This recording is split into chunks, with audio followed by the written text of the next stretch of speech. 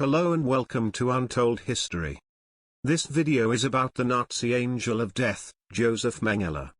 He was so bad that he earned the nickname, the Angel of Death, and that must have taken some doing when you consider how murderous the Nazis actually were. Josef Mengele, the 16th of March 1911 to the 7th of February 1979, yeah that's right 1979, the man escaped justice for all his atrocities. At the end of the war he managed to escape Europe and fled to South America.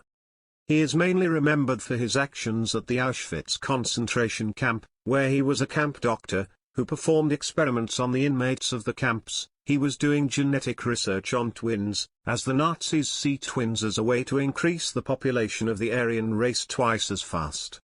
The SS doctors did not administer treatment to the Auschwitz inmates but supervised the activities of inmate doctors who had been forced to work in the camp medical service. As part of his duties, Mengele made weekly visits to the hospital barracks and ordered any prisoners who had not recovered after 2 weeks in bed to be sent to the gas chambers. Mengele's work also involved carrying out selections, a task that he chose to perform even when he was not assigned to do so, in the hope of finding subjects for his experiments, with a particular interest in locating sets of twins. In contrast to most of the other SS doctors, who viewed selections as one of their most stressful and unpleasant duties, he undertook the task with a flamboyant air, often smiling or whistling. He was one of the SS doctors responsible for supervising the administration of Zyklon B, the cyanide-based pesticide that was used for the mass killings in the gas chambers. When an outbreak of pneuma, a gangrenous bacterial disease of the mouth and face, broke out in the camp, the patients were isolated in separate barracks and several afflicted children were killed so that their preserved heads and organs could be sent to the SS Medical Academy in Graz and other facilities for study. When a typhus epidemic began in the women's camp, Mengele cleared one block of 600 Jewish women and sent them to their deaths in the gas chambers. The building was then cleaned and disinfected and the occupants of a neighboring block were bathed, deloused, and given new clothing before being moved into the clean block. This process was repeated until all of the barracks were disinfected. Mengele used Auschwitz as an opportunity to continue his anthropological studies and research into heredity, using inmates for human experimentation. His medical procedures showed no consideration for the victims' health, safety, or physical and emotional suffering. He was particularly interested in identical twins, people with eyes of two different colors, dwarfs, and people with physical abnormalities. Mengele's research subjects were better fed and housed than the other prisoners, and temporarily spared from execution in the gas chambers. His research subjects lived in their own barracks, where they were provided with a better quality of food and somewhat improved living conditions than the other camp inmates. When visiting his young subjects, he introduced himself as Uncle Mengele and gave them sweets, while at the same time being responsible for the deaths of an unknown number of victims whom he killed via lethal injection, shootings, beatings, and his deadly experiments. In a 1986 book, Mengele is described as sadistic, lacking empathy, and extremely anti-Semitic. Rolf Mengele later claimed that his father had shown no remorse for his wartime activities. A former Auschwitz inmate doctor said of Mengele, he was capable of being so kind to the children, to have them become fond of him, to bring them sugar, to think of small details in their daily lives, and to do things we would genuinely admire, and then, next to that, the crematoria smoke. And these children, tomorrow or in a half hour, he is going to send them there. Twins were subjected to weekly examinations and measurements of their physical attributes by Mengele. The experiments he performed on twins included unnecessary amputation of limbs, intentionally infecting one twin with some disease, and transfusing the blood of one twin into the other. Many of the victims died while undergoing these procedures, and those who survived the experiments were sometimes killed and their bodies dissected once Mengele had no further use for them. On one occasion Mengele personally killed 14 twins in one night by injecting their hearts with chloroform. If one twin died from disease, he would kill the other twin to allow comparative post-mortem reports to be produced for research purposes. Mengele's eye experiments included attempts to change the eye color by injecting chemicals into the eyes of living subjects, and he killed people with different colored eyes so that the eyes could be removed and sent to Berlin for study. Mengele sought out pregnant women, on whom he would perform experiments before sending them to the gas chambers. Alex Steckel, a survivor, reports witnessing Mengele performing vivisection without anesthesia, removing the hearts and stomachs of victims. Yitzhak Gannon, another survivor, reported in 2009 how Mengele removed his kidney without anesthesia. He was forced to return to work without painkillers. Witness Vera Alexander described how Mengele sewed two Romani twins together, back to back, in a crude attempt to create conjoined twins. Both children died of gangrene after several days of suffering. Along with several other Auschwitz doctors, Mengele transferred to Gross-Rosen concentration camp on 17 January 1945. Mengele fled Gross-Rosen on 18 February, a week before the Soviets arrived there. Mengele was taken prisoner of war by the Americans in June 1945.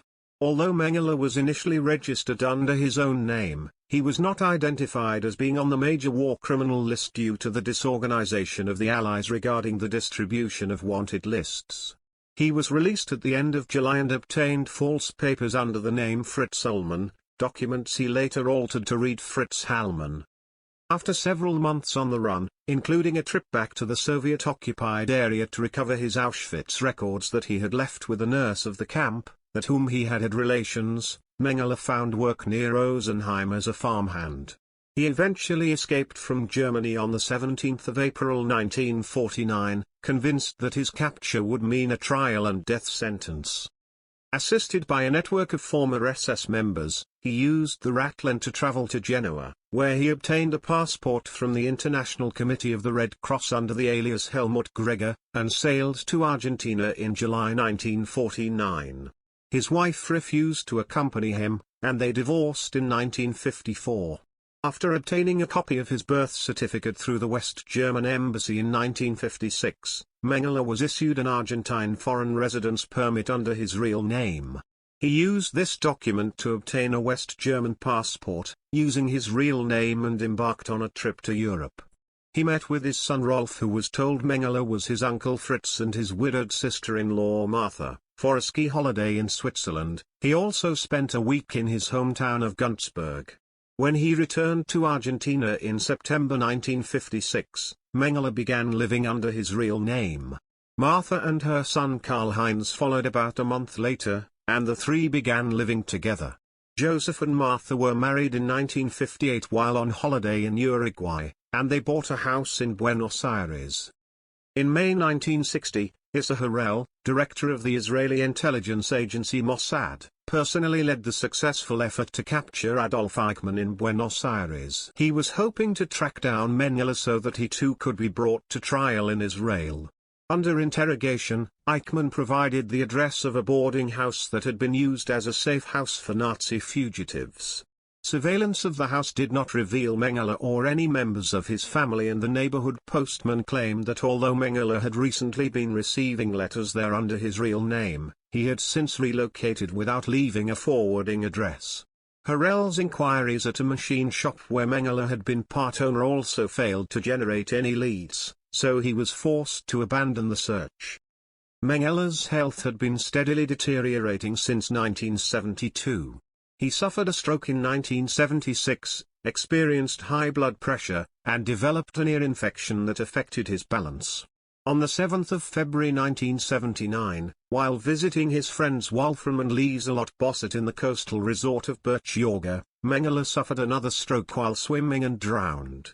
His body was buried in Embu das Artes under the name Wolfgang Gerhard, whose identification Mengele had been using since 1971.